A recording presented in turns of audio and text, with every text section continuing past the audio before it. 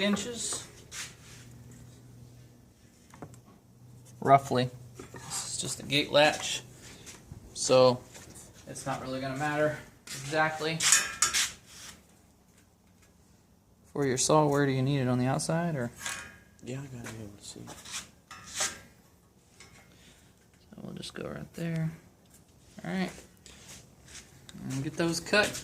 Okay, so right now we're gonna build us a gate latch to use for those doggone dogs that like to visit us on the porch. So I'm gonna we have to put a chair in front of the gates, or else they cut or push the gates open and can get on the porch and mess with the cat. So I'm going to build this latch so you can just flip it up and walk through. So right now I'm cutting a notch, which you'll see afterwards will come into play.